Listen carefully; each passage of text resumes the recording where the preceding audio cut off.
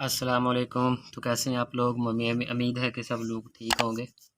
आज हम चैप्टर करने लगे हैं नेक्स्ट स्टार्ट। तो ये जो चैप्टर है वो होगा केन्जियन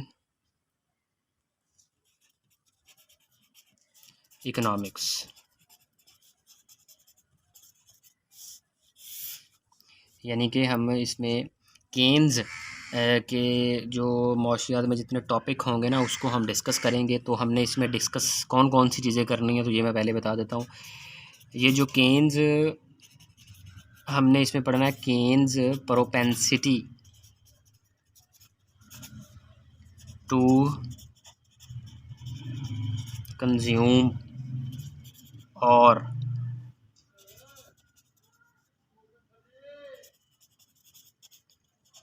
कंजप्शन फंक्शन।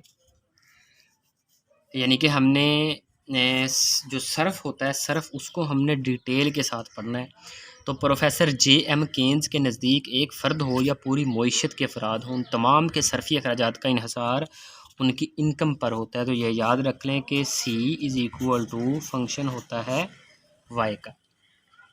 यानी कि इनकम जैसे ही बढ़ेगी हमारे कंजप्शन जो है बढ़ जाएगी, इनकम जैसे ही कम होगी कंजप्शन हमारी ऐटोमेटिकली कम हो जाएगी। तो ये तकसीरी तफ़ाल है जिसके मुताबिक आमदनी में इजाफे के साथ साथ लोगों के सर्फी अखराजात में भी इजाफा होता है और आमदनियों में कमी के साथ साथ लोगों के सर्फी अखराजात में भी कमी होती है।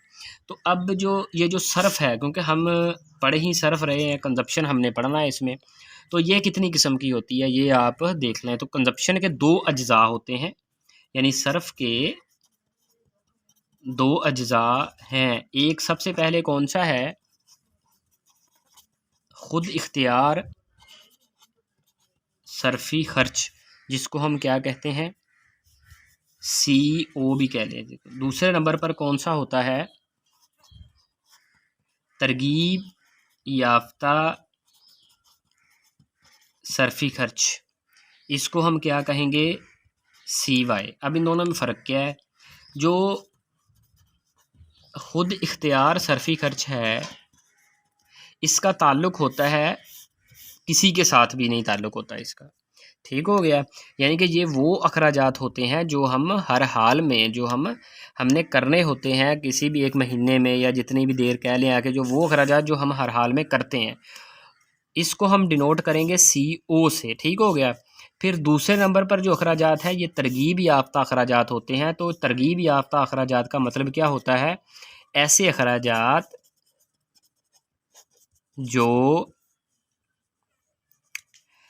अखराजात जो आमदनी के बढ़ने से बढ़ जाएं और कम होने से कम हो जाएं। ये वो अखराजात है जो कि तरगीब याफ्ता अखराजात होते हैं। अब अगर मैं इस सर्फ को इन दोनों में करूं जमा तो क्या बनेगा? एक इक्वेशन बनेगी। इक्वेशन तो इसको समझें, इक्वेशन कौन सी होगी? यानी कि C is equal to CO ये वाला प्लस तरगीब याफ्ता को हम क्या कहते हैं? CY। तो ये इसकी इक्वेशन बनेगी। अगर मैं इस इक्वेशन को हल करना चाहूँ तो इस इक्वेशन को भी मैं हल कर सकता हूँ। कैसे कर सकता हूँ? यानी कि अगर मैं इसको कोई वैल्यू दे दूँ, इसको भी कोई वैल्यू दे दूँ, तो मैं इसको बड़ी आसानी से हल कर सकता हूँ। ये मुख्तम मिलाने सरफ़ है ये वाला, जो इनकम के साथ रिलेशन जिसका है। तो अगर मैं मिसाल के तौर पर C is equal to 40 plus 0.6, यानी कि ये C हो गया। आगे मैं लिख दूँ Y। ये अगर मैं इसको वैल्यू दूँ तो हमारे पास उसने इनकम भी दी है। Y हमारे पास है जी 300। अब मैं अगर इस कंजप्शन में 40 प्लस 0.6 इनकम हमारे पास है 300, इसको हल करूं तो हमारे पास क्या आ जाएगा? इसको हल करने के बाद हमारे पास कंजप्शन आ जाएगी 220। ठीक हो गया। तो अब वो कहता है ज़ाहिर है जब आमदनी 300 है तो सर्फ कितना हुआ? 220। आमदनी और सर्फ में ये रिश्ता तफ़ाल सर्फ यानी कि मुख्तम मिलाने सर्फ भी इसको बोलते हैं, प्रोपेंसिटी टू कंज्यूम होगा। तो इसी प्रोपेंसिटी टू कंज्यूम को पढ़ने के लिए हमें मुख्तलिफ़ किस्म के जो कंज्यूम है वो पढ़ने पड़ेंगे। तो सबसे जो बेसिक 2 अज्जा हैं इसके कंज्यूम के, वो कौन से हैं वो हम पढ़ लेते हैं। सबसे पहले है जी औसत मिलाने सरफ, ये इसको समझ लें, यानी कि एवरेज प्रोपेंसिटी टू कंज्यूम, औसत मिलाने सरफ इसको बोलते हैं। समझ आ गई? अच्छा, औसत मिलाने सरफ का मतलब क्या है, इसकी तारीफ़ क्या है? जैसा कि हमने पढ़ा है कि आमदनी और सरफ का तफ़ाल होता है, तो बिल्कुल यही इसकी तारीफ़ है कि आमदनी और सरफी खर्च के बाहमी ताल्लुक को औसत मिलाने सरफ कहते हैं। ये इसकी तारीफ़ है। अब इसका फार्मूला भी है। फार्मूला इसका क्या है? फार्मूला इसका ये है, इसको हम कहेंगे ए पी सी, यानी कि A P C is equal to C over Y, यानी कि हमारी जितनी भी खर्च होंगे उसको हमने क्या करना है, इनकम पर हमने तकसीम करना है। कैसे करना है तो हम खुद ही फ़र्ज़ कर लेते हैं।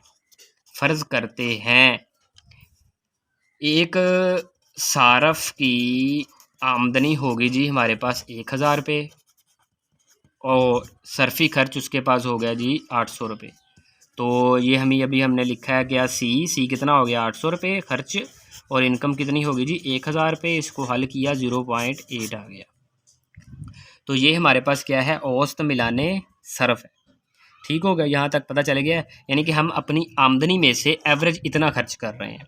अब इसी तरह अगर मैं इसको कहूँ दूसरा है उसको हम कहते हैं मुख्ततम मिलाने सरफ।